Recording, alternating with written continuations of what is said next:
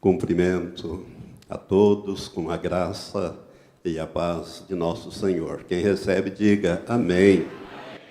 Você que está conosco na internet também, você que está sintonizado conosco na emissora de rádio, nós também te cumprimentamos com a mesma graça e paz, que ela esteja na sua vida e na sua família e em tudo que diz respeito a você. Irmãos, eu tinha prometido que hoje nós iríamos retomar as ministrações sobre a segunda vinda de Cristo.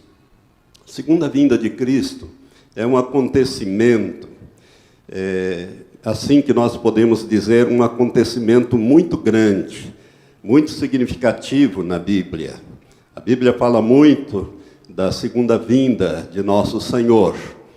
Mas existem certas coisas que devem acontecer, né? Certos eventos, certas profecias que precisam ser cumpridas para que venha a culminar com a segunda vinda de Cristo visível sobre a terra. Apocalipse 1:7 diz: e todo olho verá. Ou seja, todas as pessoas na face da terra vão ver Jesus quando ele retornar em poder e grande glória. E todo olho verá, até mesmo aqueles que o traspassaram. Então, é uma promessa, mas para que isto aconteça, outros acontecimentos, outras profecias precisam se cumprir, né? E tudo vai afunilando para desembocar na segunda vinda de Cristo, literalmente. Então, eu quero retomar esses estudos, falando hoje sobre um personagem bíblico chamado o Anticristo. Então, nós vamos começar hoje, vou fazer uma introdução a esse assunto, sobre o Anticristo, falar um pouco sobre ele. É um assunto que é meio complicado. É fácil para quem domina as Escrituras, ou seja, os textos bíblicos, mas é complicado porque existe muita informação, principalmente na internet, que gera muita confusão mesmo. Então, nós vamos nos ater à Bíblia e às coisas que estão correlatas à palavra de Deus. E eu quero começar lendo dois textos que falam deste homem. O primeiro no Antigo Testamento. Você, por favor, abra a Bíblia em Daniel, livro do profeta Daniel, no capítulo 7. Este capítulo 7, os estudiosos, os teólogos e também os escatologistas, aqueles que estudam profecias, consideram que é o capítulo mais importante do Antigo Testamento. Capítulo 7 do livro do profeta Daniel, porque ele pega nos dias de Daniel e vem até o milênio. A profecia que aí está. É claro que não tem detalhamento.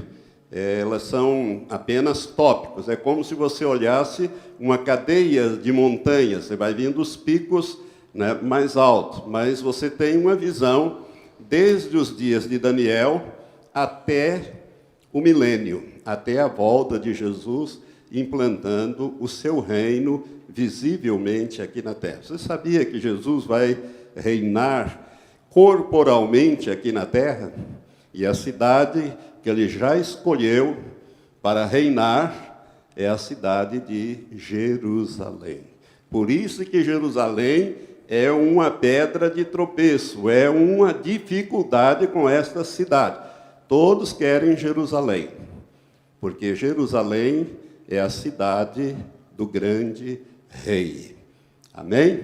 Então vamos começar a ler Daniel. Na medida que eu for lendo, eu vou dando pequenas explicações só para você se situar dentro desses contextos aqui. São bichos meio estranhos aqui, umas figuras parecem mitológicas, então a gente vai explicando alguns significados. Diz assim: No primeiro ano de Belsazar, rei de Babilônia, Daniel então estava cativo na Babilônia. Nessa época, ele era uma espécie de primeiro-ministro do reino. Ele estava à frente de governo. Então, no primeiro ano de Belsazar, que substituiu Nabucodonosor, rei da Babilônia, teve Daniel na sua cama um sonho e visões da sua cabeça. Então escreveu o sonho e relatou a suma das coisas. Falou Daniel e disse: eu estava olhando numa visão noturna e eis que os 4 ventos do céu agitavam o mar grande. Mar grande é o mar Mediterrâneo, onde todas as culturas antigas floresceram, né? Roma, Grécia, todas as grandes culturas que nós conhecemos floresceram em torno do mar Mediterrâneo. Por isso ele era conhecido como meio da terra, Mediterrâneo, uma palavra latina. Eles achavam que o Mediterrâneo estava no centro da terra, né? Não conhecia as Américas, enfim, não conhecia o que nós conhecemos hoje. Então, o grande mar, ou o mar grande aqui, é o Mediterrâneo. E 4 animais diferentes uns dos outros subiam do mar. O primeiro era como leão, e tinha asas de águia. Enquanto eu olhava, foram-lhe arrancadas as asas, e foi levantado da terra e posto em pé, e posto em 2 pés como um homem, e foi-lhe dado um coração de homem. Este símbolo aqui do leão é o império babilônico de Nabucodonosor. Nabucodonosor, ele teve uma experiência de conversão. Se você ler no livro de Daniel, os capítulos anteriores, você vai ver que Nabucodonosor se converteu. Eu creio que um dia nós vamos conhecer esse irmão lá no céu, né, que governou a Babilônia, que fez aqueles jardins suspensos, aquela coisa grandiosa nos seus dias. Então, aqui está representado pelo leão que tinha asas de águia, né? E enquanto estava olhando, as asas foram arrancadas. Houve uma transformação na vida de Nabucodonosor. Se você ler os capítulos 2, 3, 4, 5, você vai ver a transformação que houve na vida deste homem. Então, refere-se ao império da Babilônia.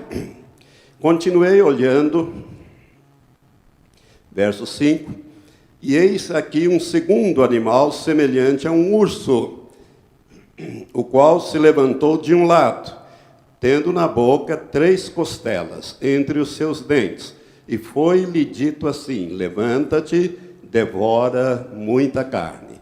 Este urso, que é um animal muito forte, maior do que um leão, ele foi o império Medo-Persa. O fato dele ter se levantado de um lado, primeiro se levantou a Média como potência, depois a Pérsia, e os 2 impérios se uniram. Então, essas 3 costelas são as primeiras conquistas deste império Medo-Persa, que são o Egito, a Líbia e a Babilônia, porque ele vem suceder a Babilônia. O Império Medo-Persa conquistou a Babilônia, que era tida como uma cidade impossível de ser conquistada. Mas Dario conseguiu desviar o rio, o curso do rio, e entraram a pé ali em terra seca, e entraram em Babilônia e tomaram a Babilônia. Um dos capítulos mostra aquela festa desse rei, Belsazar, né? Foi naquela noite que Babilônia caiu e subiu o Império Medo-Persa. Vamos continuar lendo. Levanta e devora muita carne. Esse império, ele foi maior e durou mais tempo do que a Babilônia. Verso 6. Depois disso, continuei olhando, e eis aqui outro, semelhante a um leopardo, e tinha nas costas 4 asas de ave.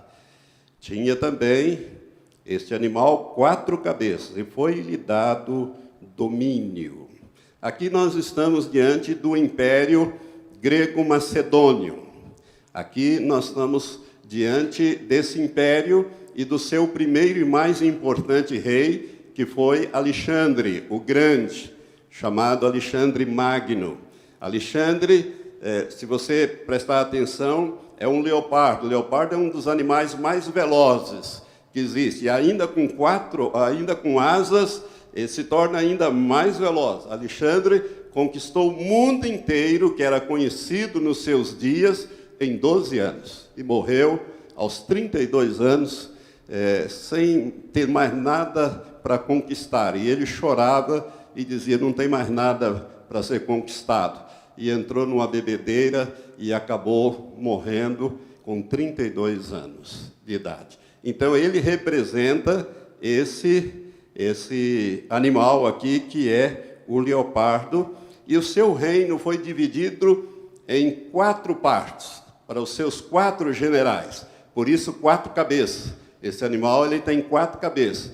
Então, cada general, né, pegou uma parte do reino de Alexandre. Não foi para os seus filhos acabaram sendo assassinados, mas esses generais, eles vão dominar todo o reino, todo o antigo império da Babilônia. E 2 deles vão estar conectados com a história de Israel, que é Seleuco e Antíoco, as dinastias Seleucica e dos Antíocos. São essas 2 dinastias, do norte e do sul de Israel.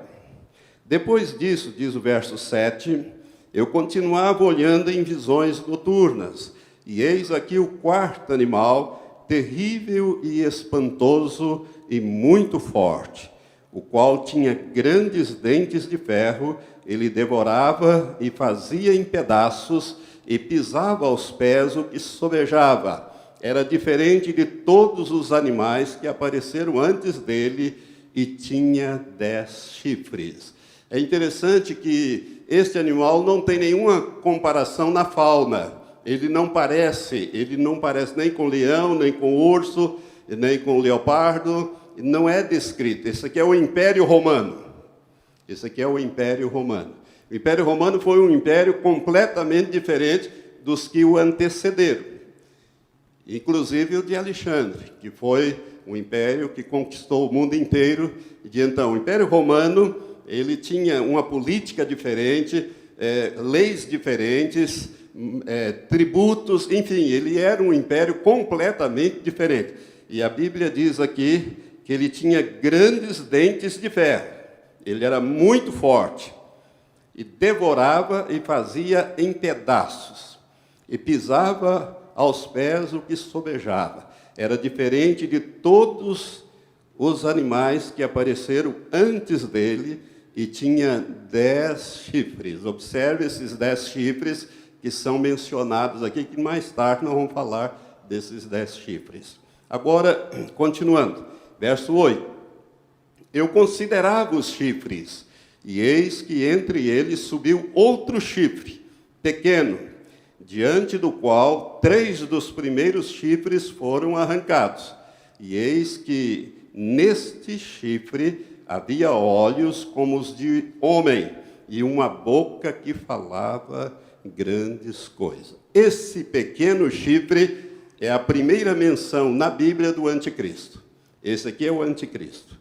É um simbolismo do anticristo. Então, Daniel 7:8 é a primeira revelação que nós temos sobre o anticristo sendo descrito. Agora vamos um pouco mais para frente, o verso 19 em diante. Então tive desejo de conhecer a verdade a respeito do 4º animal, que era diferente de todos os outros, sobremodo terrível, com dentes de ferro e unhas de bronze, o qual devorava, fazia em pedaços e pisava aos pés o que sobejava. Dentes de ferro, unhas de bronze eram as legiões romanas. Nada conseguia vencer essas legiões romanas. As estratégias, as máquinas de guerra, era uma coisa fantástica. Até hoje se usa princípios dentro dos exércitos, coisas que foram criadas lá pelos romanos. Verso 20. E também a respeito dos 10 chifres que ele tinha na cabeça, e do outro que subiu, e diante do qual caíram 3, isto é, daquele chifre que tinha olhos, e uma boca que falava grandes coisas, e parecia ser mais robusto do que os seus companheiros. Enquanto eu olhava, eis que o mesmo chifre, o chifre pequeno, fazia guerra contra os santos e prevalecia contra eles. Irmãos, esse chifre pequeno, que é o anticristo, ele vai fazer guerra aos santos, ou seja, mas que santos são esses, pastor? Os santos que ficarem para trás no arrebatamento. A igreja que não se preparou, os santos que não se prepararam para o arrebatamento em santidade, em justiça e santidade, esses vão ficar para trás. Quando nós falarmos do arrebatamento, vou mostrar isso dentro da Bíblia, em vários textos. Bem diferente do que muitas vezes é ensinado aí fora, de que uma vez nascido de novo, já estamos com o passaporte carimbado, o cartão de embarque, agora é só esperar o trem chegar, né? Ou o avião chegar. Não é bem assim, não. Esses santos ficaram para trás, e o anticristo vai fazer guerra a eles e vai vencê-los. Nós vamos ver isso dentro da Bíblia. Então, esses santos é a igreja que ficou para trás. A igreja, os santos que nasceram de novo, mas preferiram ficar como crentes carnais. Não deixaram o Espírito Santo limpá-los, moldá-los, transformá-los. Esses vão passar pela moenda do anticristo. E vão morrer como mártires. A Bíblia diz que eles serão decapitados. Por isso, meu irmão, nós estamos trazendo esses estudos para que você entenda o que a Bíblia fala e você se prepare para sair daqui. Amém? No arrebatamento. O arrebatamento vem antes de toda essa confusão aqui, né? O arrebatamento vem antes. E você poderá estar entre aqueles que serão chamados à presença de Deus no momento do arrebatamento. Basta que você leve a palavra de Deus a sério e o Deus da palavra a sério. E se prepare, porque nós estamos vivendo os dias finais. Olha lá aquele cartaz, Jesus está voltando. É tempo de santificar-se. Porque sem a santificação, ninguém verá o Senhor. Então vamos continuar aqui a leitura e esses pequenos comentários. Enquanto eu olhava, eis que o mesmo, verso 21, mesmo chifre fazia guerra contra os santos e prevalecia contra eles, até que veio o ancião de dias, e foi executado o juízo a favor dos santos do Altíssimo. Esse ancião de dias, se você olhar um pouco para trás, tem a visão, do verso 9 até o verso 14, tem a visão desse ancião de dias. Eu pulei esse trecho aqui, está falando do Pai, e está falando de Jesus, se você olhar ali. Mas, como eu quero tratar do anticristo, então eu saltei para ficar com os versos que fala desse personagem. E foi executado o juízo a favor dos santos do Altíssimo, e chegou o tempo em que os santos possuíram o reino. Assim me disse ele, o anjo que estava na visão de Daniel.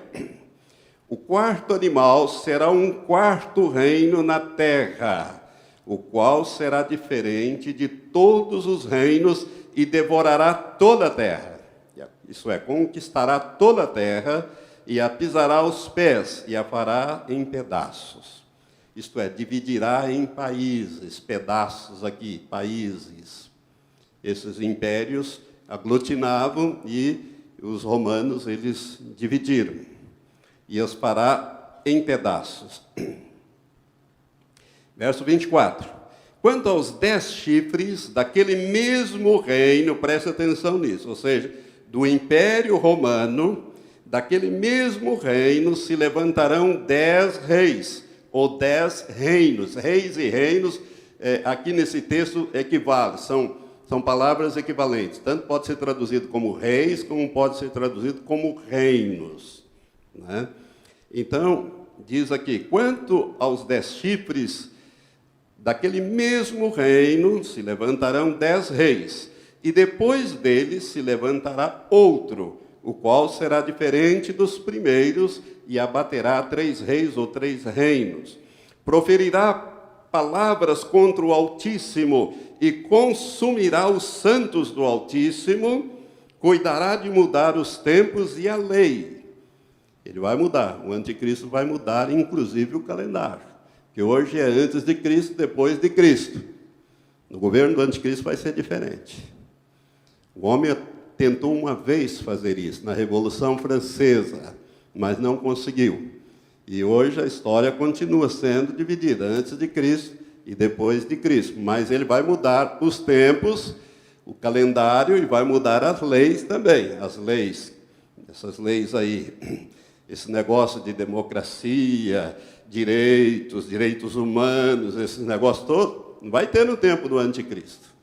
Ele vai ser a lei, é ele que vai determinar como é que as coisas vão funcionar, né? Cuidará de mudar os tempos e a lei. Os santos lhe serão entregues na mão por um tempo, e tempos, e metade de um tempo. Ou seja, aqueles que ficaram para trás vão ficar nas mãos dele 3 anos e meio. Esta é a forma hebraica de dizer 3 anos e meio. Um tempo é 1 ano, tempos, plural, 2 anos, e metade de um tempo, meio ano. 3 anos e meio, ou 42 meses. 3 anos e meio, ou 42 meses, ou 1.260 dias. É todo o mesmo tempo que a Bíblia está se referindo. Então, esses santos que ficaram para trás vão ficar na mão do anticristo, ele perseguindo essa gente, esses santos, durante 3 anos e meio. É o que a revelação está nos sendo dada aqui. Mas o tribunal, diz o verso 26, se assentará em juízo e lhe tirará o domínio para o destruir e para o desfazer até o fim. O reino e o domínio e a grandeza dos reinos debaixo de todo o céu serão dados ao povo dos santos do Altíssimo. E o seu reino será um reino eterno, e todos os domínios o servirão e lhe obedecerão. Aqui é o fim do assunto. Você está entendendo? Então, isso aqui já é o milênio. Você está vendo até onde chega essa revelação? Aqui já é o milênio. Ou seja, Deus intervém, Jesus intervém e estabelece o reino milenial dele aqui na terra. Agora, vamos lá no último livro da Bíblia, o livro do Apocalipse, que vai detalhar um pouco mais sobre esse personagem que nós encontramos aqui, as anotações feitas pelo profeta Daniel. Apocalipse 13, capítulo 13, nós vamos ler sobre a besta que subiu do mar e a besta que subiu da terra.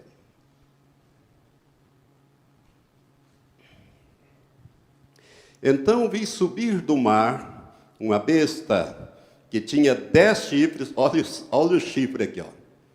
Olha os 10 chifres de lá, os 10 chifres aqui. Está percebendo, irmão? A ligação, que tinha 10 chifres. Chifres, irmãos, é um símbolo de poder. 10 chifres significa 10 governos, 10 reinos, 10 estados, ou 10 primeiros ministros que vão governar 10 países. 10 chifres seriam 10 países. Então vi subir do mar uma besta que tinha 10 chifres e 7 cabeças. 7 cabeças, você pode achar, mas que coisa mais esquisita, né? Um bicho que tem 7 cabeças, 10 chifres. Essas 7 cabeças são os 7 impérios que dominarão o mundo. O primeiro deles, o império,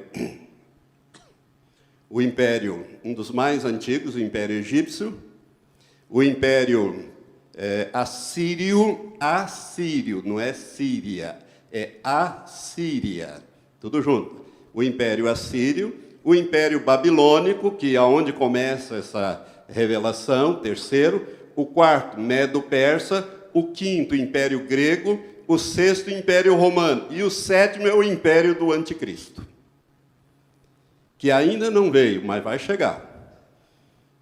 Vai chegar. O capítulo 17 de Apocalipse diz exatamente isso. Então, é o Império do Anticristo. É interessante notarmos que, desde o Império Romano, os homens sempre quiseram dominar o mundo e formar um império, e não conseguiram. Por exemplo, Carlos Magno, no ano 800, ele tentou criar o segundo Reich, ou o segundo reino, e que ele quis estabelecer. O primeiro seria o Império Romano, e ele, então, quis restaurar o Império Romano, mas não conseguiu. Isso no ano 800 da nossa era. Nós vemos também Gengis Khan tentando mais tarde, não conseguiu dominar a metade do mundo, mas não conseguiu dominar todo o mundo conhecido dos seus dias. Também Napoleão Bonaparte tentou dominar o mundo, dominou boa parte do mundo, mas não conseguiu dominar tudo. E o último que tentou dominar o mundo foi Adolf Hitler, que criou o terceiro Reich. O primeiro era o reino, Reich é reino em alemão. Então, o primeiro reino, o Império Romano, o segundo do Carlos Magno, e o terceiro seria de Adolf Hitler, não é? Que, segundo os nazistas, ia durar 1000 anos. Durou de 1939 a 1945. Né? O tempo da guerra, perdeu e acabou. Mas ele tentou dominar o mundo, e por pouco não domina. Por pouco não domina, ou seja, Deus não permitiu. Quem vai dominar o mundo, que vai ser a sétima cabeça, é o Anticristo. Esse vai dominar o mundo. Esse vai dominar o mundo. Por isso, preste atenção nas coisas, irmãos.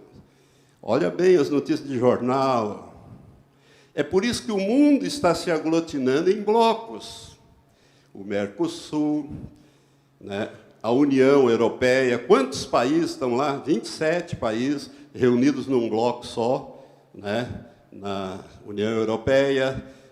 Lá na Rússia, esfacelou, eles fizeram lá um bloco também, né? Os tigres asiáticos, aqui nas Américas, o Tratado de NAFTA, unindo a América do Norte, os 3 países da América do Norte, Canadá, Estados Unidos e México, com a América Central e a América do Sul. Não deu muito certo, porque a turma aqui já tinha feito o Mercosul e não quiseram entrar nisso, mas há uma tentativa. Então, é muito mais fácil você dominar um bloco do que ficar dominando país por país. Tudo isso está dentro desse contexto para o Anticristo dominar o mundo. Então, nós estamos vivendo o tempo final, e ele vai dominar.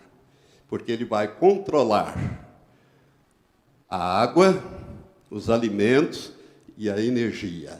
E quem controlar essas 3 coisas, controla o mundo.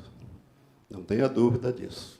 O Anticristo, que tem a sabedoria do diabo, ele vai fazer essas coisas. Mas vamos continuar aqui. Então vi subir do mar uma besta que tinha 10 chifres, 7 cabeças, e sobre os seus chifres 10 diademas. Diademas significa coroas. Então, se trata de reinos ou estados. E sobre as suas cabeças, nomes de blasfêmia. E a besta que vi era semelhante ao leopardo, e os seus pés como de urso, e a sua boca como de leão. E o dragão deu-lhe o seu poder, o seu trono e grande autoridade. Veja bem, quando Daniel recebe a visão, ele olha para o futuro. Quem que ele vê primeiro? Ele vê primeiro o leão. Depois, ele vê o urso, Império Medo-Persa. Depois, ele vê o leopardo. João recebe essa visão olhando para trás. Então, olhando para trás, ele vê primeiro quem? Quem está mais perto. Quem que estava mais perto? O grego, já que o quarto animal é diferente. Ele vê o grego, ou seja, ele vê o leopardo, depois ele vê o urso e depois ele vê o leão. Você entendeu aqui a visão? Como ela é invertida, porque João está vendo para trás e para frente, aqui. Porque toda essa cultura vai entrar para o último império, que é o império do anticristo. Nós hoje temos a cultura grega. Quantos nomes gregos nós temos, né? Originários, né? A Bíblia, de vez em quando nós falamos, cardiologia, da onde vem isso? Do grego. Cardio, coração, né? Teologia, Deus, logia, tratado, estudo. E assim, as palavras grego, romano, né, latinas, né, e também dessas outras culturas, mas principalmente o grego e o latim. Então ele vê para trás. Era semelhante ao leopardo, com os seus pés como de urso, e a sua boca como leão. E o dragão aqui é o símbolo de Satanás. A besta aqui é o anticristo, é chamado de besta, aqui, porque aos olhos de Deus ela é uma besta, mas a besta aqui, essa palavra, irmãos, significa terion no grego. Olha nós usando o grego outra vez. Terion, que significa uma fera, um animal extremamente feroz e destrutivo. Então, ele é a besta, o anticristo. Deus o vê assim. Por isso, ele é dado aqui a revelação como sendo esse animal feroz. O dragão, nós sabemos que é um símbolo de Satanás. O capítulo 12 desse Apocalipse fala que o dragão é a antiga serpente, Satanás, que engana todo mundo. E o dragão deu-lhe o seu poder, o seu trono e grande autoridade. Imagine um homem recebendo todo o poder que o diabo tem, o trono, o governo que o diabo tem. Quem é que governa a terra, irmão? É Deus ou o diabo? Jesus disse assim: eis que o príncipe deste mundo se aproxima, e dele nada há em mim. Quando ele estava para ser preso no Getsêmani. Como é que Jesus chama o diabo? De príncipe deste mundo. A Bíblia diz que o mundo jaz no maligno. Se Deus governasse a terra, o mundo não seria esse. Nós teríamos aí a aplicação pura e simples daqueles dois grandes mandamentos. Amarás ao Senhor teu Deus de todo o teu coração, de toda a tua alma e de todo o teu entendimento, todas as suas forças. E ao teu próximo amarás como a ti mesmo. Esse mundo seria uma maravilha no governo de Deus. E não essa desgraça que nós temos hoje. Você acha que tem algum governo justo que pratica a vontade de Deus na face da terra? Nenhum. Nunca teve e nem vai ter. Né? A não ser quando Jesus inaugurar o seu reino milenial. Por isso que a Bíblia diz que de Sião sairá a lei e de Jerusalém a palavra do Senhor. Vai mudar tudo. Isso no milênio. E nós vamos estar com Ele, hein? Nós vamos estar com Ele governando. Por isso vale a pena estudar a palavra de Deus. Quando você começa a entender as profecias, você fica maravilhado porque você se situa no tempo. Qual é o tempo que você está vivendo? Irmãos, não é à toa que eu ando dizendo há muitas vezes, nós somos a última geração, a geração que verá a consumação de todas estas coisas e que participará do arrebatamento e da instalação posteriormente do reino milenial de Jesus Cristo aqui na terra. Quantos digam amém?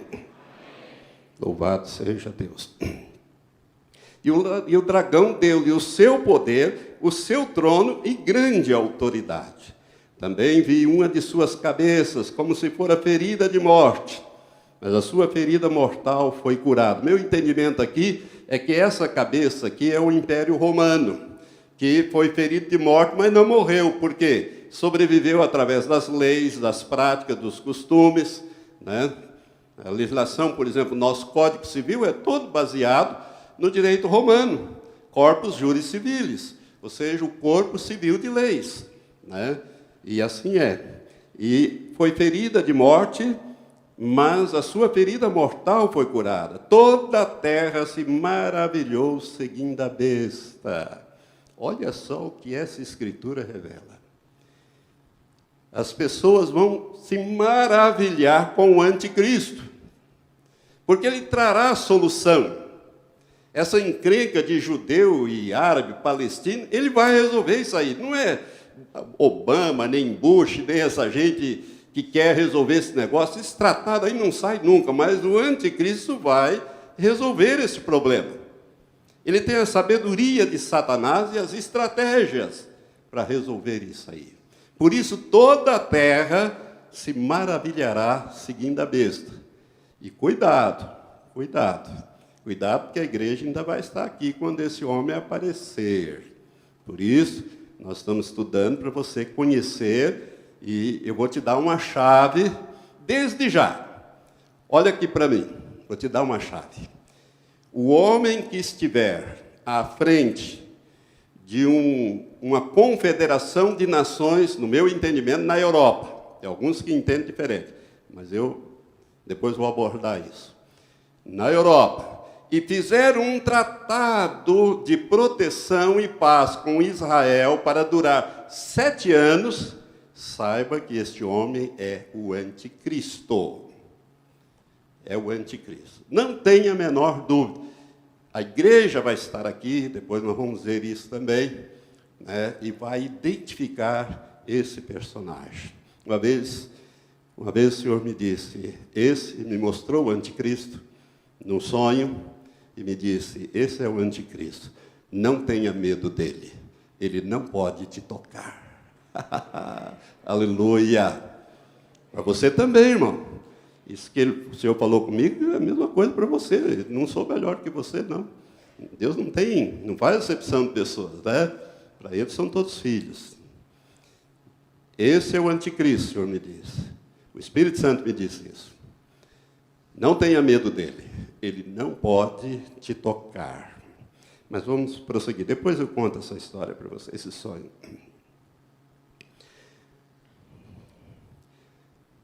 Aí, verso 4. Toda a terra se maravilhou seguindo a vez. Verso 4. E adoraram o dragão, porque deu à besta a sua autoridade, e adoraram a besta, dizendo, quem é semelhante à besta? Quem poderá batalhar contra ela? É claro que eles não vão dizer exatamente quem é a besta. Ninguém vai chamar o anticristo de besta, mas a Bíblia chama e Deus sabe, e nós sabemos também, né? A Bíblia chama ele de fera, fera terrível. Esse é o sentido da palavra grega therion, que significa besta, aqui nesse texto. Então, e adorar o dragão. Irmãos, a coisa que sempre Satanás quis é ser adorado. Qual foi a proposta atrevida que ele fez para Jesus na tentação no deserto? Mostrou uma visão espiritual, ele mostrou todos os reinos, e aquela visão era produzida pelo diabo, não é pelo Espírito Santo, não. Ele mostrou a Jesus todos os reinos da terra, a glória e riqueza desses reinos, e disse, é meu, eu dou a quem eu quiser.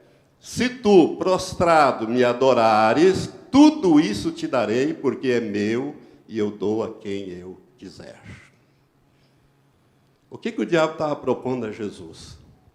Glória, riqueza, fama, sem cruz. Sem cruz. Qual foi a resposta? Jesus disse, vai-te, Satanás, porque está escrito na palavra de Deus, somente ao Senhor teu Deus adorarás, e só a Ele servirás. Aí o diabo foi embora. Falou, achou que não ia ter, foi a terceira parte da tentação de Jesus no deserto. Então, irmãos, a coisa que mais Satanás sempre quis, Lúcifer, é ser adorado. Lá no capítulo 12 de Isaías, quando ele, o querubim, o que ele diz? Eu subirei, e acima das estrelas, isto é, os anjos, arcanjos, querubins, serafins, estabelecerei o meu trono e serei semelhante ao Altíssimo. Não mais do que Deus, porque é impossível ser mais do que Deus, mas ele quis ser semelhante, parecido, igual. Por isso ele fez a proposta.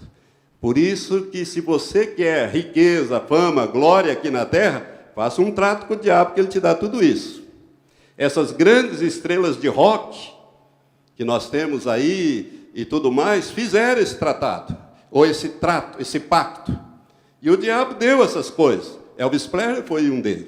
Elvis Presley, que é cantado até hoje, adorado e toda essa coisa aí. Quem disse isso foi o pastor Jimmy Swaggart, que era primo de Elvis Presley. Elvis Presley cantava no coral da Igreja Batista dos Estados Unidos. Aquela voz linda que ele tem, quando ele cantava baladas. São lindas as canções que ele cantava, porque a voz dele é muito bonita. Mas ele recebeu glória, fama, riqueza, mas recebeu também uma porção de demônios, que ele não queria, mas veio no pacote. Por isso que ele morreu com overdose. E Jimmy Swaggart, uma vez, numa pregação, ele conta esse episódio, logo depois que o Elvis morreu, ou um tempo depois, não me lembro bem. Elvis Presley morava em Beverly Hills, numa mansão em Beverly Hills, e ele andava com 2 revólveres na cintura, dentro de casa. 2 Smith Wesson. E ele via os demônios e atirava. Atirava no teto, a casa dele era toda esburacada de bala. Seus guarda-costas tinham um verdadeiro pavor, porque um bicho daquele podia ficar na frente de um guarda-costas e ele atirar no bicho e acertar o guarda-costas. Isso é realidade, irmãos. Isso é realidade. Ele sempre quis ser adorado. E adorar o dragão, porque deu à besta a sua autoridade, e adorar a besta, dizendo, quem é semelhante à besta? Quem poderá batalhar contra ela? Quando eu falar sobre as 2 testemunhas, eu vou voltar a esse versículo e explicar esse versículo melhor. Foi-lhe dada, verso 5, uma boca que proferia arrogâncias e blasfêmias, e deu-se-lhe autoridade para atuar por 42 meses. 42 meses são 3 anos e meio, ou 1.260 dias, ou um tempo, tempos e metade de um tempo. É esse período que ele vai governar toda a terra, que ele vai governar com poder total.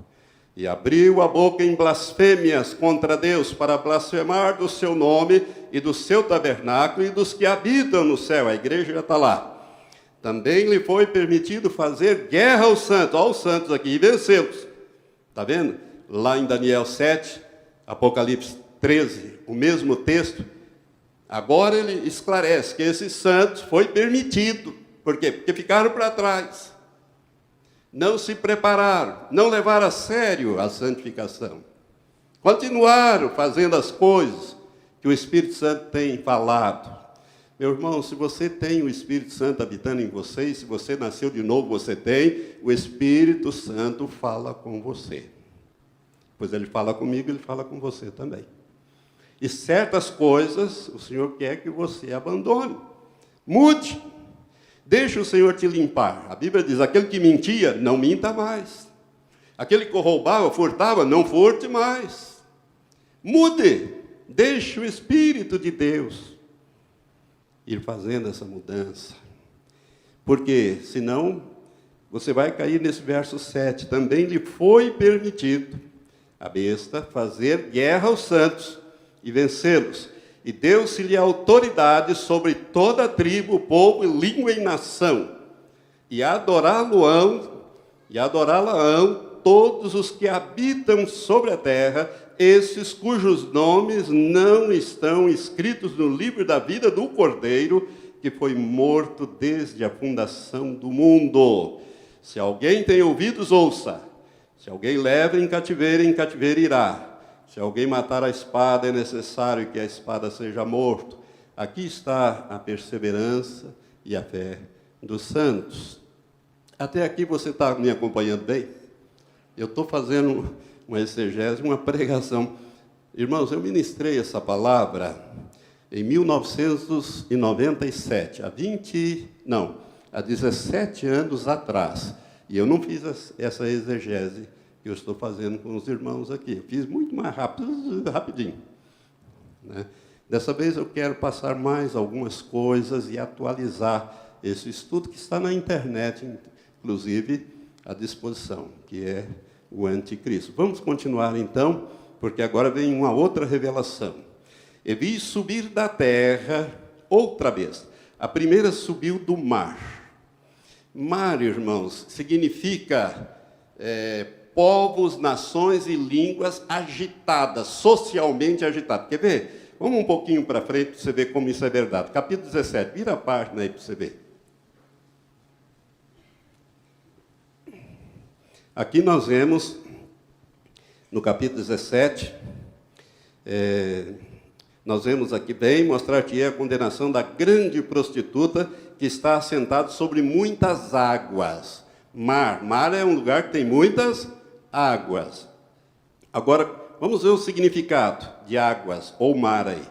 Versículo 15, o anjo vai interpretar para João. Disse-me ainda, as águas que viste onde se assenta a prostituta são povos, multidões, nações e línguas. Portanto, o anticristo ele sobe do mar Mediterrâneo, o mar grande, da onde vem esse animal, né, o Império Romano, restaurado aqui recentemente, começou em 1957, começou a se restaurar o antigo Império Romano através da Comunidade Europeia, né, da União Europeia, hoje União Europeia, começou em 1957 para cá, o Tratado de Roma, né, tinha 6 países inicialmente, e hoje já tem 27.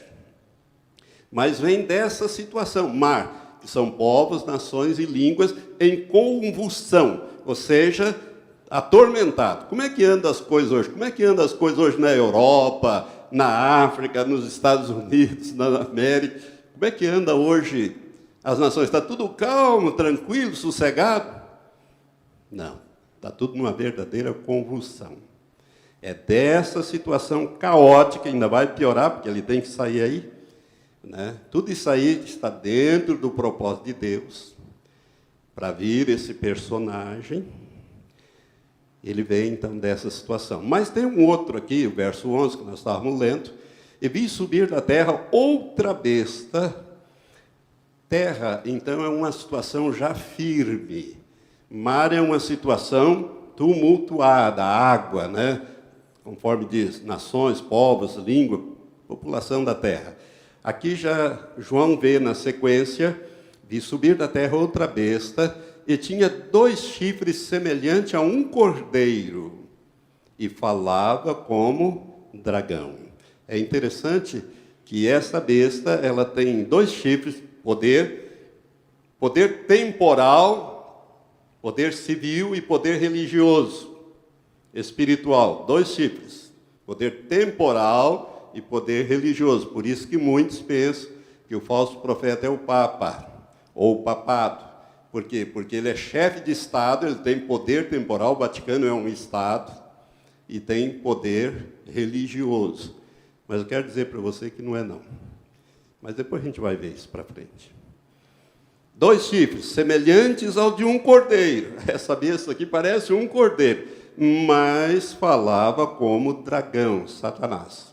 Também exercia toda a autoridade da primeira besta na sua presença, e fazia que a terra e os que nela habitavam adorassem a primeira besta, cuja ferida mortal fora curada, e operava grandes sinais, de maneira que fazia até descer fogo do céu à terra à vista dos homens. E por meio dos sinais que lhe fora permitido fazer na presença da besta, enganava os que habitavam sobre a terra, e lhes dizia que fizesse uma imagem à besta que recebera a ferida da espada e vivia.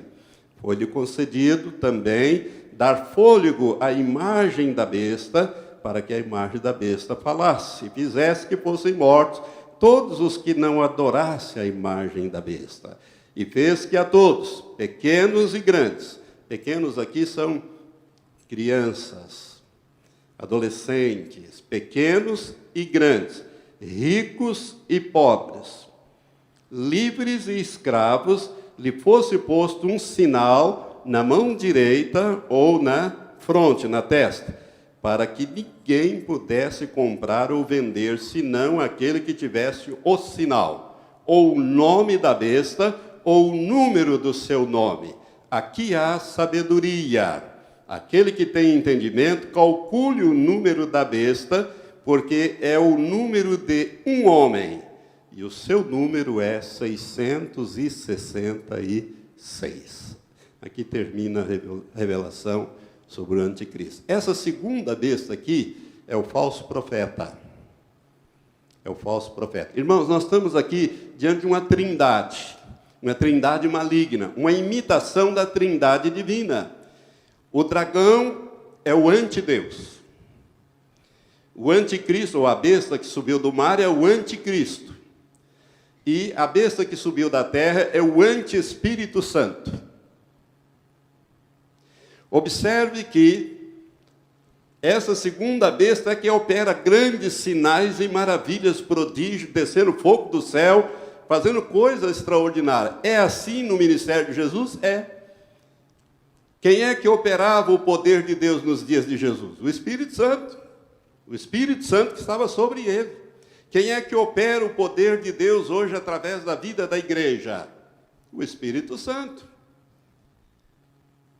Esse aqui é o anti-Espírito Santo, é o falso profeta. É o falso profeta, esse personagem aqui.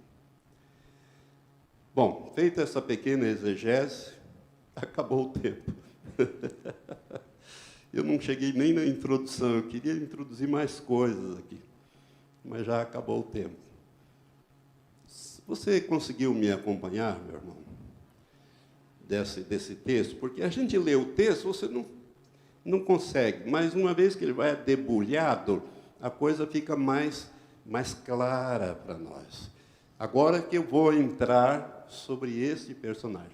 Mas o último versículo, só para encerrar, o último versículo diz assim, olha o verso que nós lemos aqui. Porque é o número de um homem. Aprenda isto, o anticristo é um homem. Diga-se, o anticristo é um homem. Ele não é uma mulher. Não precisa dizer não. Ele não é uma mulher. Ele não é uma instituição. Ele não é uma ideia. Ele não é nada disso. Ele não é um sistema político, religioso. O anticristo, a Bíblia diz que ele é um homem. É um homem específico para uma era específica, para um tempo específico. Ele aparece na história da humanidade, realiza uma obra determinada que está na Bíblia, que eu acabei de ler para vocês aqui, uma porção de coisa que ele vai fazer, e tem outras mais, né? Ele realiza, então, ele aparece na história do homem, da humanidade, realiza uma obra determinada e desaparece da história da humanidade. Então, ele é um homem que vem para que tempo? O tempo do fim. E esse homem já está na terra. E isso nós vamos falar na próxima quinta-feira, se Deus nos permitir. Então, irmão, nós vamos começar. Até agora eu só li os textos e fiz uma pequena introdução a esse texto para ficar mais claro, que aí quando eu falar alguma coisa, você já sabe do que eu estou falando, né? Do que nós estamos falando. Dessas cabeças, desses chifres, as cabeças são os impérios, né? As coroas, as 10, ali você tem que colocar na última cabeça, que é o império do anticristo, é o anticristo que vai ter esses 10 ali, né, com ele.